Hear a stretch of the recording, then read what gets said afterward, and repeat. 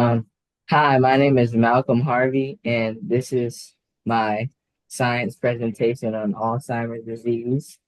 Alzheimer's disease affects memory and ability to do simple tasks. And today I have Dr. Maya Collins to talk a little bit more about it. So, my first question is, how is Alzheimer's disease dangerous?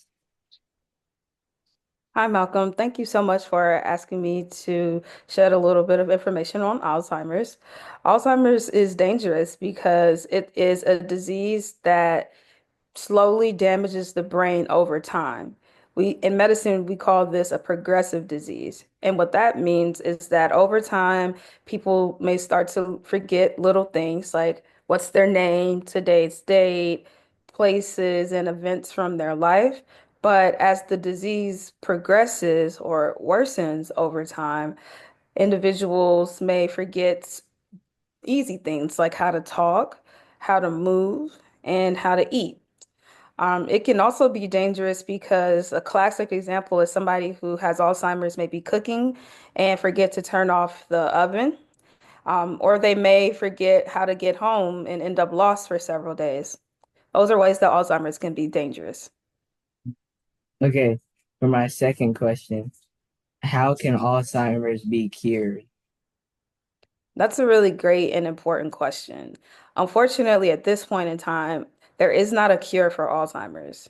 Doctors are working very hard every day to try to get closer to developing a cure. But right now, the best that we can do is try to manage the symptoms and to try to slow the disease progression or slow the worsening of the disease. Mm.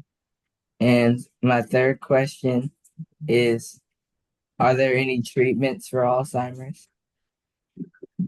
So in medicine, when we use the word treatment, that to us means a cure. That means it'll get rid of the disease completely. Like when you get an infection, like strep throat, we can give you a pill and it'll treat you, it'll cure you. Alzheimer's is more challenging because we can't completely get rid of it once it develops in a patient. What we try to do is to manage the symptoms, which means to try to slow it down from worsening too quickly. So some ways that we try to do that, there are some medications that can help boost memory in the short term. Those medications will lose their ability to help as the disease gets worse. So the other thing that's really important to do for Alzheimer's is to try to create environments that are safe for patients that are affected by Alzheimer's. So, for example, that can be making sure that there's always somebody watching and looking after the patient. And that can be things such as making sure that they don't have access to their car or that they can't leave the house. Those are ways that Alzheimer's can be managed with support from family and friends. Yeah. Okay. Thank you. You're very welcome.